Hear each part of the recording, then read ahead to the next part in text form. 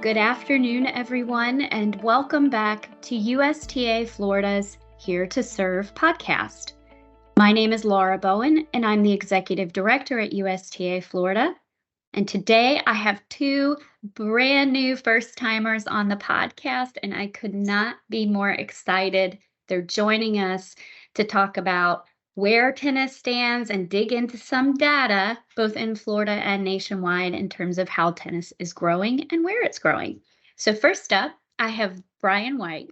Bryan is the Executive Director of the Tennis Industry Association. Welcome to the podcast, Bryan. Thank you. Happy to be here. And joining Bryan is Mickey Maule. Mickey is the USTA Managing Director of Engagement Services.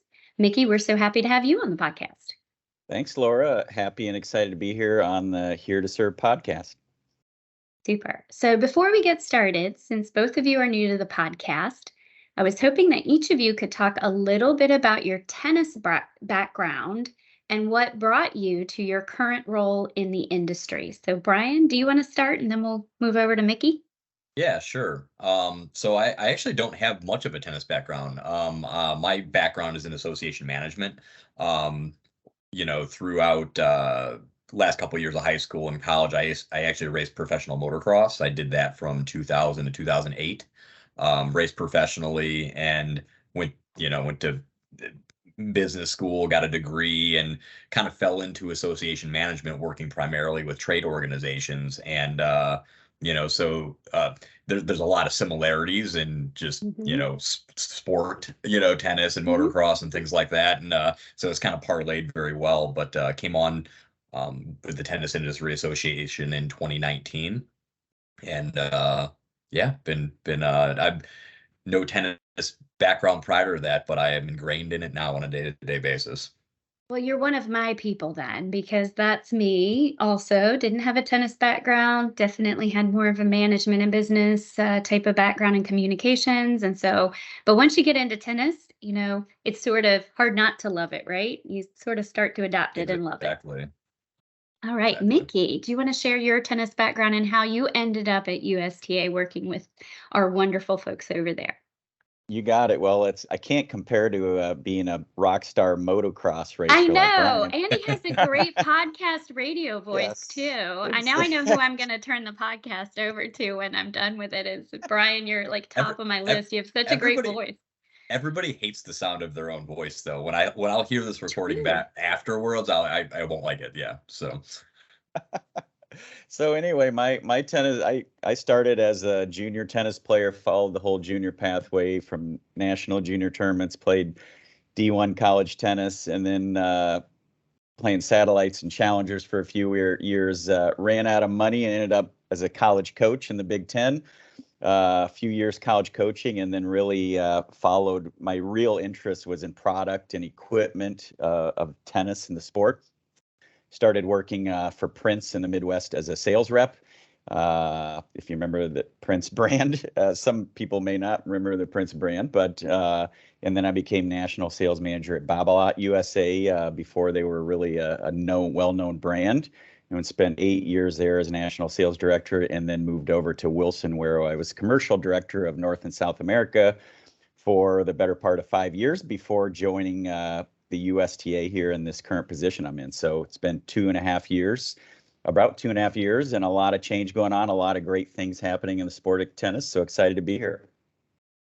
Well, I'm going to do a little side note before I get into the questions, and this is off script, but if you haven't seen the movie Air, I just saw it on Wednesday, and I will tell you that you should definitely see it. And Mickey, you'll really be interested in a fun fact in there that Arthur Ashe and the racket that he was promoting back at the time in the 80s was actually some of the inspiration for the Air Jordan, and that plays a role in the movie. And so I immediately thought of all of my tennis friends like you who've been in the manufacturing world and have worked at Wilson and have worked in all these different places. So if you haven't seen Air movie and you want to see a little bit of the role that tennis played at the time in, one of the biggest changes in the sports marketing business, it's a really good movie for us to geek out on. I think a little bit. I was excited to see tennis in there.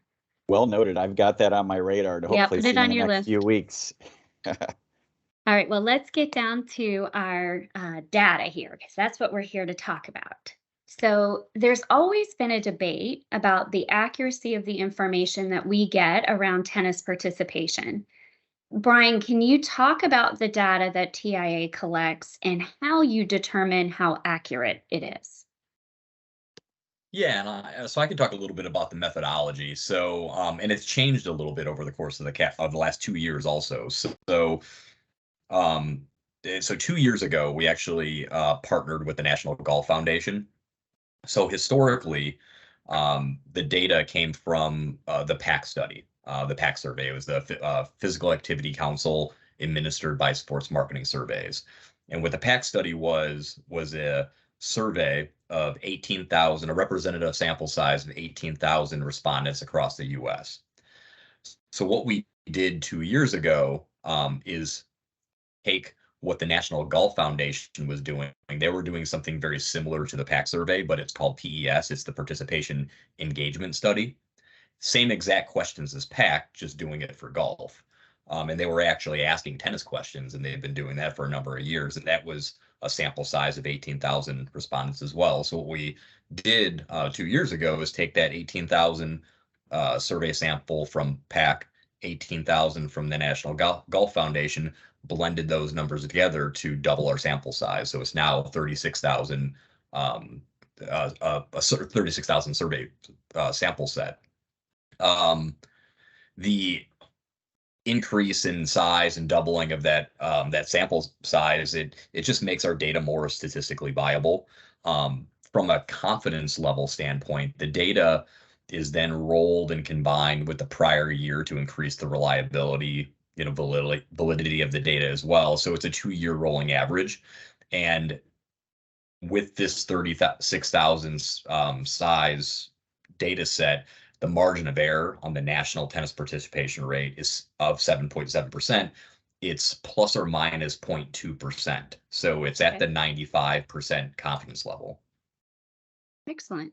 That's a really good explanation. And again, I actually had to read a book recently called Naked Statistics, which really has helped me kind of understand a little bit more about, how you can get fair sample sizes. So those of you who are out there who really want to understand more of that world, I highly recommend that book to kind of simplify it in some terms, but Mhm. appreciate that information because I do think that we don't say enough about the sample sizes and why we have confidence in the studies. So I really do appreciate that and appreciate the golf folks thinking of us when they're asking their questions.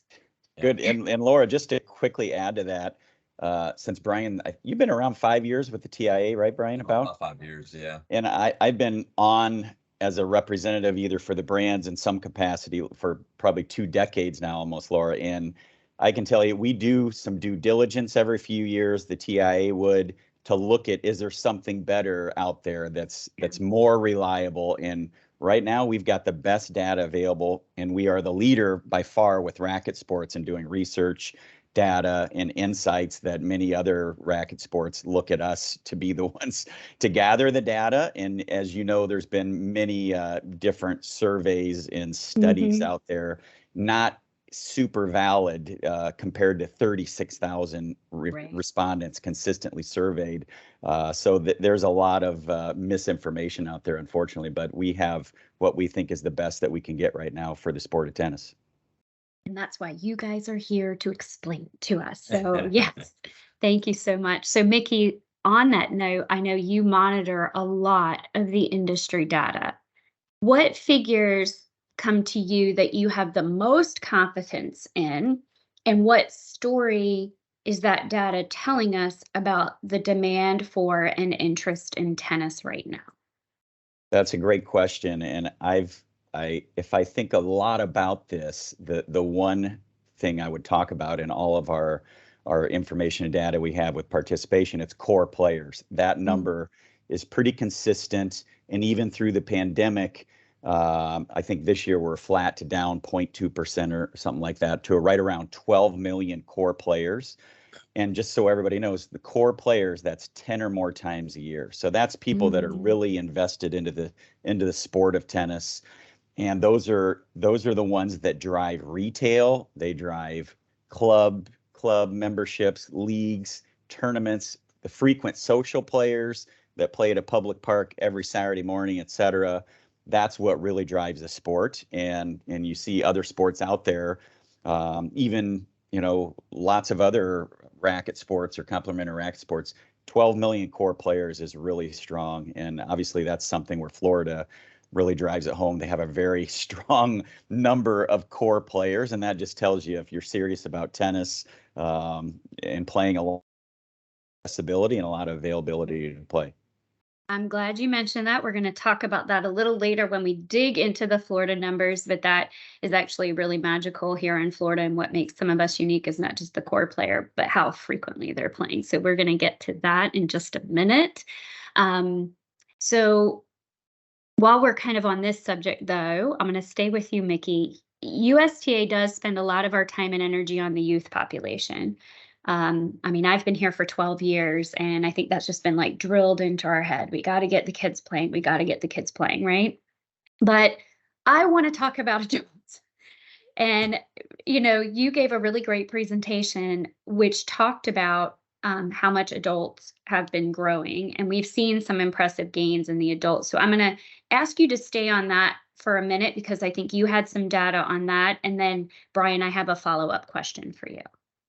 That's a great question, Laura. I'm really encouraged to hear someone ask that too, for that matter, because I'm over 50 and I play a lot of tennis, and I've always played a lot of tennis. And yes, juniors is always a focal point in any sport. If you don't keep the pipeline going, obviously it can run out. But during the pandemic, our junior number was incredible in the sport of tennis.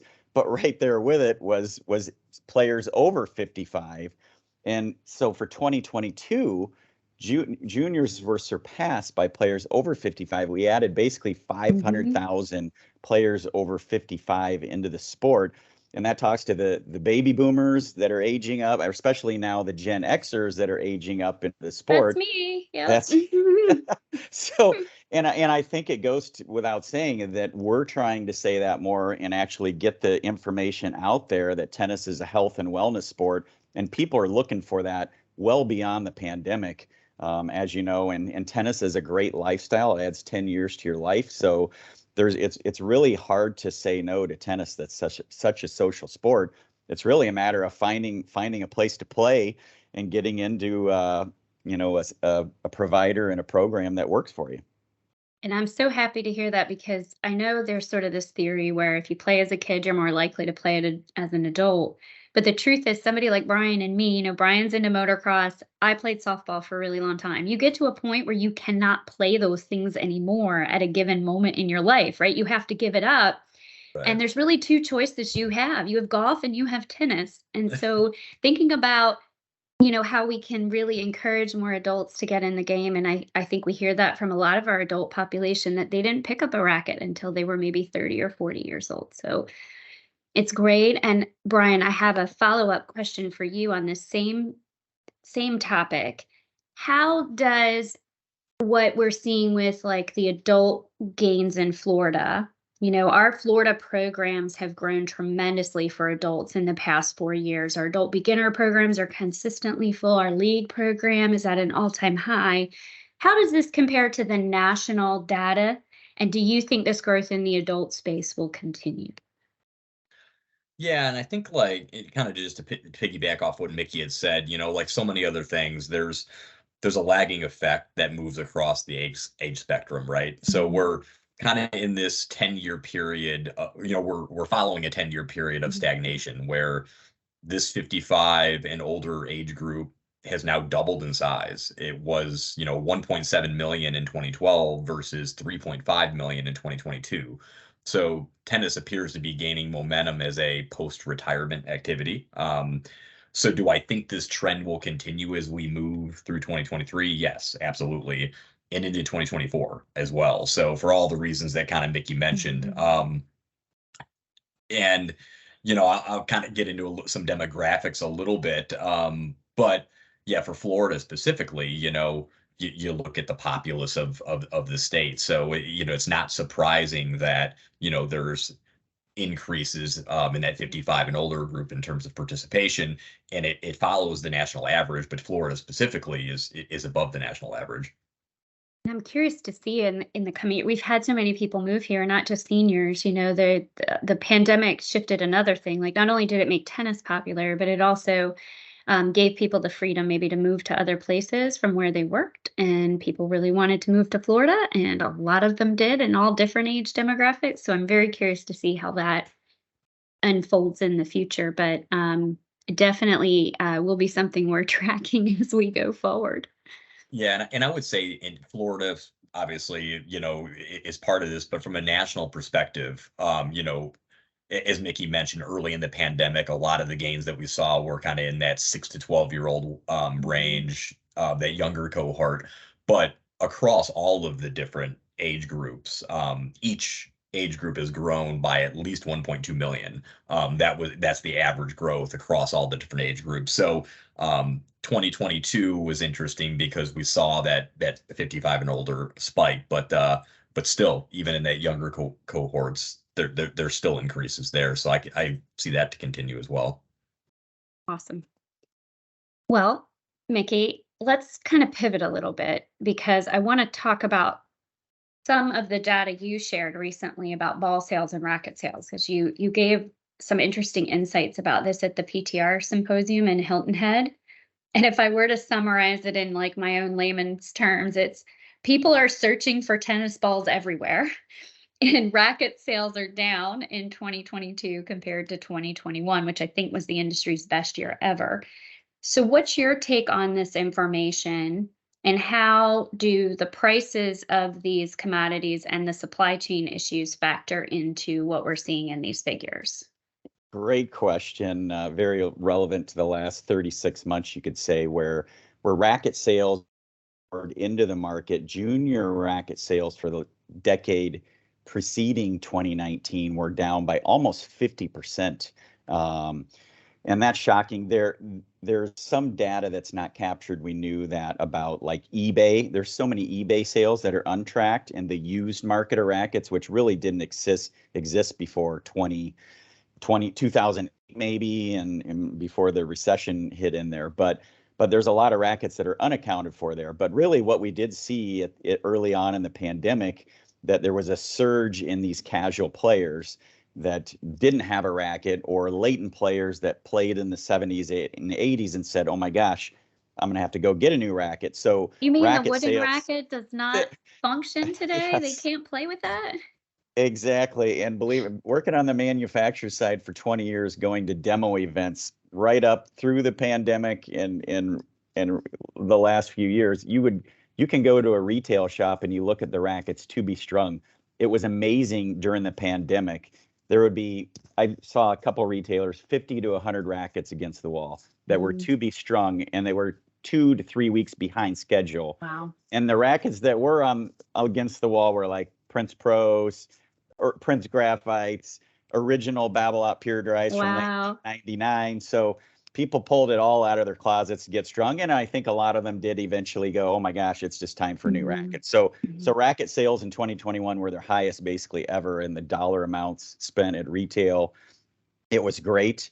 And that being said, prices were going up even before that with the tariff battles that happened in 2018. Prices were already going up, and you compound that with all the supply chain issues. Factories were shut down in China, where most of the rackets are made. So that caused racket price to go up, but now they've finally caught up in rackets. And just one fact that I don't think I brought up at the convention where I last presented this was the average purchase cycle for new rackets, basically performance rackets, that we see mostly with like USTA league members or tournament players. That's once every 7 years.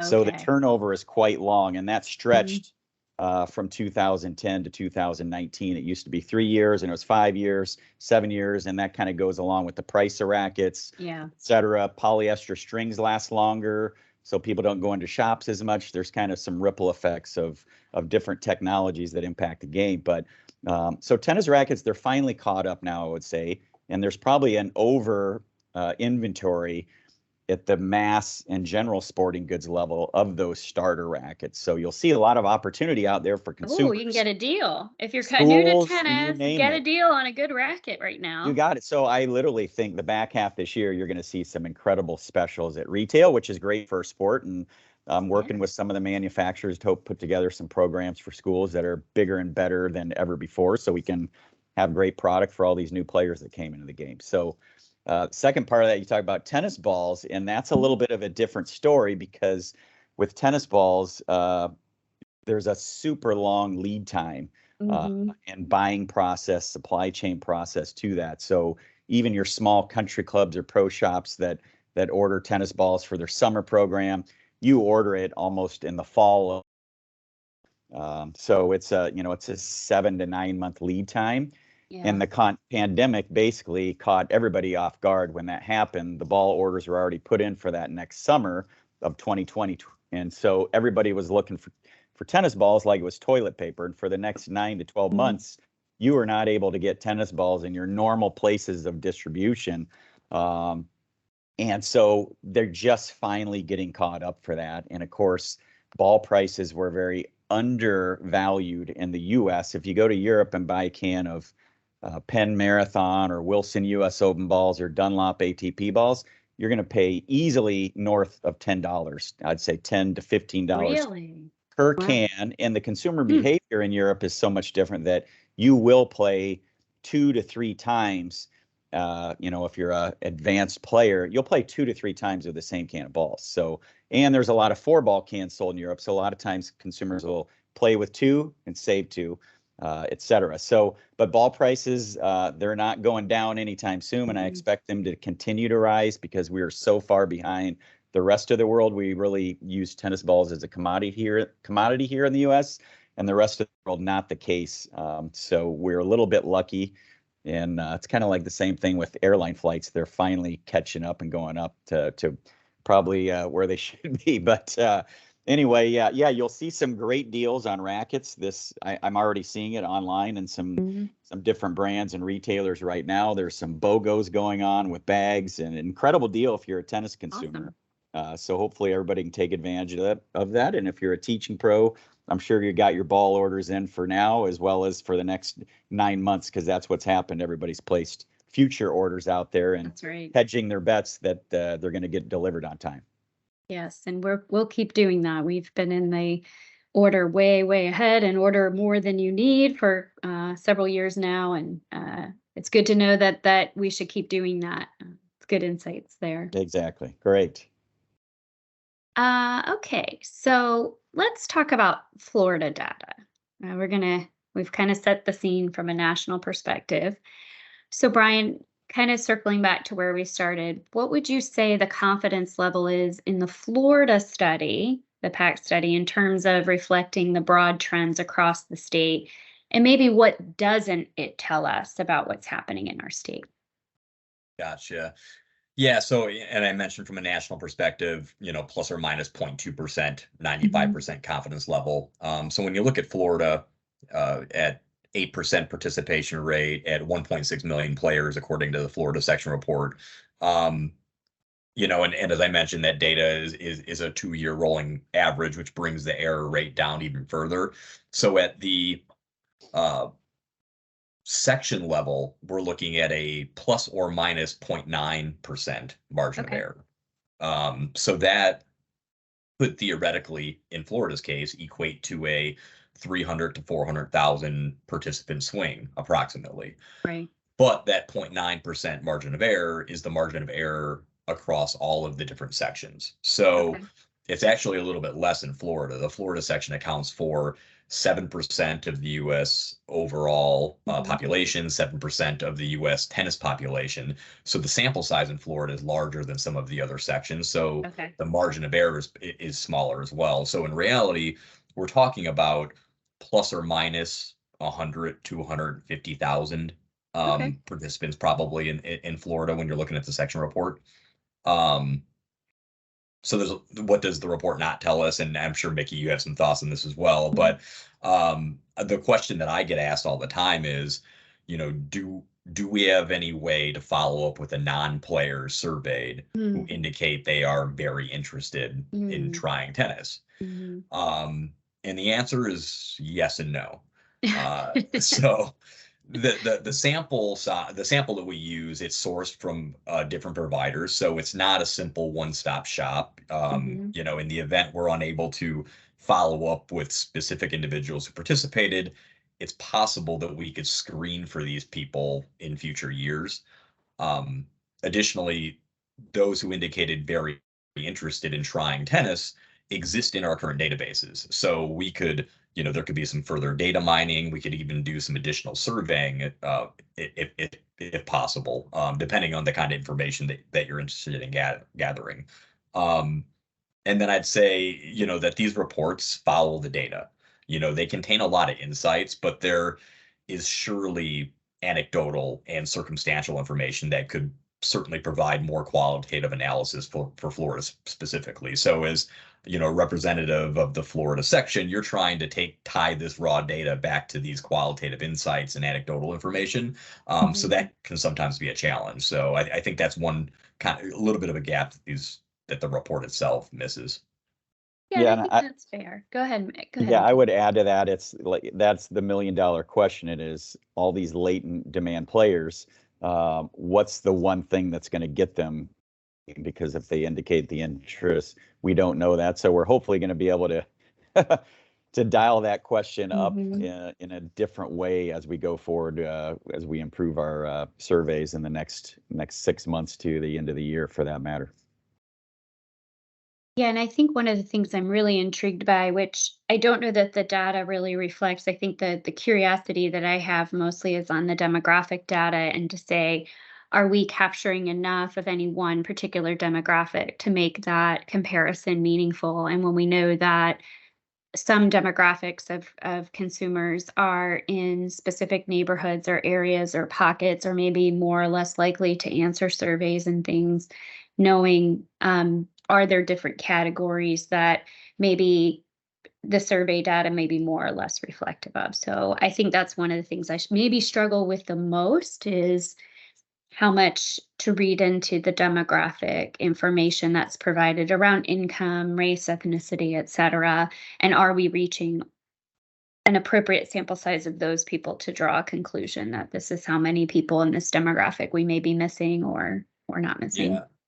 And that's a good question. And we've actually done quite a few just one-off reports and taken deeper dives with different sections for questions specifically like this. We can take, the sample set that we have, do a, Florida specific research study, on, demographics, for instance, and, Mhm, and try to boost the confidence level in those numbers. Mickey, you and I've worked on like the state of Hawaii, for instance, is a great mhm, example. We've traditionally never been able to do a section report for Hawaii because the sample size as part of the national study wasn't large enough. So we did a one-off independent study for Hawaii specifically. It was a longer time period because it took us longer mhm, to kind of get the necessary sample size. But those are the type of measures that we can employ moving forward as well. Now that we kind of have two different mhm. survey providers that we're blending numbers, it's easier to do. Awesome. Well, put a pin in that. I've got it recorded, so we'll Yeah. have to follow up on that one. Um, so, staying with you, Brian, for just a minute, one thing that really stood out to me in the report almost immediately was that the latent demand, which we just talked about in our state, is roughly equal to our current participation. Can you just explain a little bit about how you measure that? Yeah, so latent demand is actually it's a survey question. So it's non-tennis players are asked to what degree they are interested in playing tennis in the next year.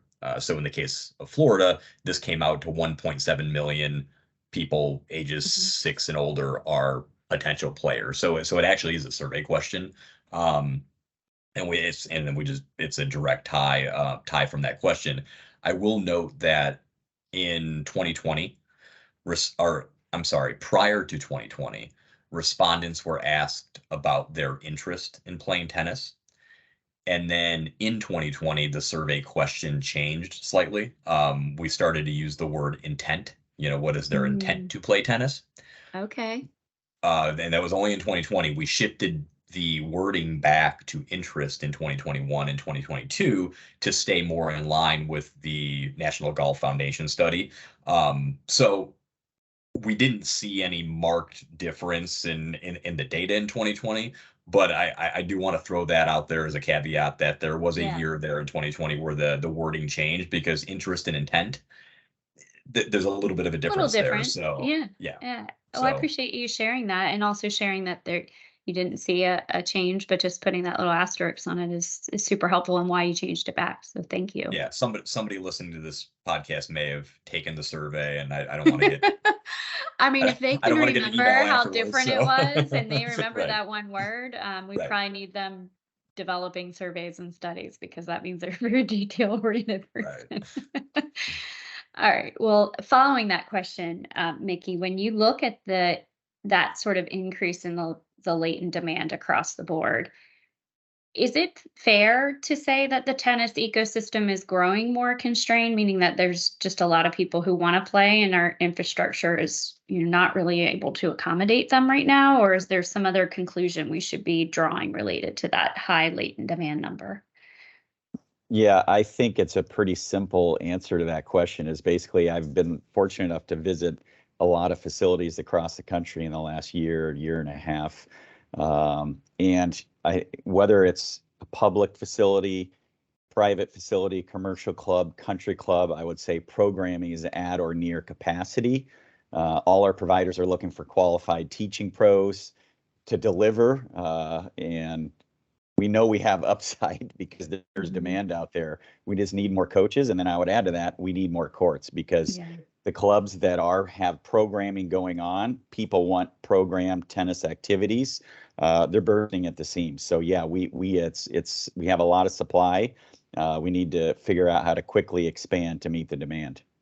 I'm glad you mentioned both of those things because I do think they go hand in hand, right? And sometimes we have that difficulty when we talk to, say, a municipality and we say, hey, there's so much demand and you need more courts. And they'll say, but our courts are empty. And it's like, yes, you also need more coaches and you need more programs, and you need these things are sort of all connected. So thank you for making that important point. But there is a lot of upside there. So for the municipalities who are listening to this, if you build it and you program it, they will come. That's smart. And I would add to that, as you know, you're doing the same in the Florida section. We're working with coach organizations to recruit and better train new prospective coaches, and our grassroots effort at the advocacy level across the country really need to refocus at the local community level with CTAs, et cetera. Those just tennis Yeah. ambassadors, advocates need to know who to contact in their local community to make sure we protect and grow our infrastructure, because tennis is a mature sport. It's been around for a long Yeah. time, and with the recent surge in demand, we expect these behaviors to continue. That people are going to keep on playing tennis, and we're going to keep growing. So we gotta get back to the basics and make Yeah. sure. So well said. So, Brian, I'm going to come back to you. Florida, we're going to come full circle here because this came up in the beginning. I think Mickey brought it up. So, Yeah. Florida has the highest number of average days played. So, we have a lot of core players. And I think the average is right around 30 days or somewhere close to 30 days. So basically, they're playing a lot of tennis here in Florida. Why is this an important metric for us to look at in terms of the services that we provide? And then I have a follow-up question after that. Yeah. Yeah, so it's interesting from a national perspective, there's been a decade-long declining trend of both, average play occasions, proportion of tennis participants who are core players, which speaks to increasing, consumer fragmentation. But it's interesting in Florida, the frequency of play, as you mentioned, for the section is well above the national average. In 2022, Florida had the highest core to casual player ratio of any section in the US. And it's interesting because play occasions increased year over year in Florida from an average of 31 days played in 2021 to 32.5 days played in 2022. So your percentage of core players also increased 2% year over year, and your percentage of casual players decreased by 2% during that same cycle. Mhm. So the data would indicate that not only are play occasions up in 2022, but you've converted a percentage of casual players to core. Oh, yeah, they So don't get from away from us. We're very right. we're very aggressive here. If you play, we keep you. Yeah, so I would say like from a services standpoint, keep doing what you're doing because the numbers indicate that Florida is not following the declining national trend. Florida actually moved in a positive direction in 2022, which is impressive, very impressive. Like I said, we're pretty persistent here, so maybe that has something to do with it. But kudos to our staff and everybody, our providers. They're very good at keeping people on the court, which Well, is Lord, wonderful. Laura, to add to that, I would say just looking at those core numbers, you can't have a big, strong amount of core players unless you have that strong infrastructure to support it. Mhm. So for sure, Florida over the years has done a great job working with park and rec city planners as they build community tennis facilities across the state. So yeah, keep it up.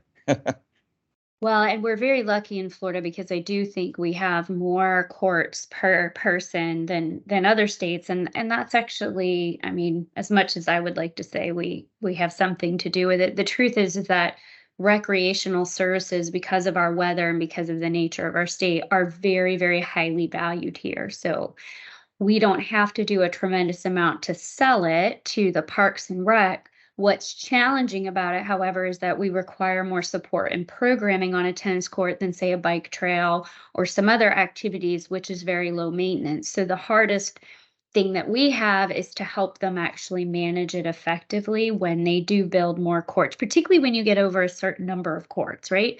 2 to 4 courts can kind of take care of themselves sometimes.